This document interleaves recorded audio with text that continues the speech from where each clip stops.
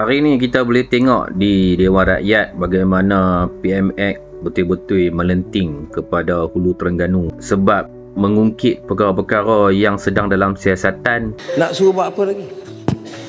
Orang itu digari dengan baju orange. Saya dah bagi tahu dia bebas untuk siasat, dia siasat lah. Tak puas hati lagi ke? Dan berkaitan dengan surat sokongan hari ini dalam Parlimen PMX dedahkan. Saya memohon Datuk Seri mempertimbang kelulusan.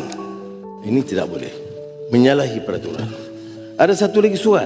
Pihak kami ingin mencadangkan syarikat sekian bersama ini lampirkan syarikat untuk rujukan dan kelulusan.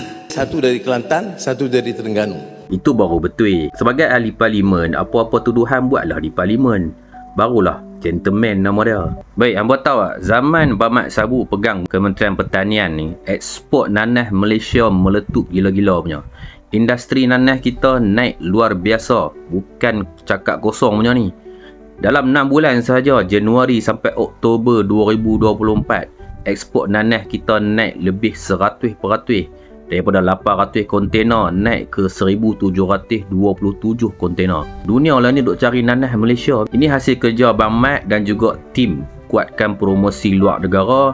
Asia Timur, Timur Tengah, Eropah pun dah mula angkat topi pada kualiti premium nanah kita. Pembeli tambah order sebab yakin kualiti mantap, standard keselamatan tinggi, bekalan konsisten. MD2, Josephine, Morris semua jadi rebutan. Kalau momentum ni jalan terus, sasaran 1 bilion ringgit ekspor 2025-2026 memang dah tak jauh dah. Zaman Bamat, nanah Malaysia next level.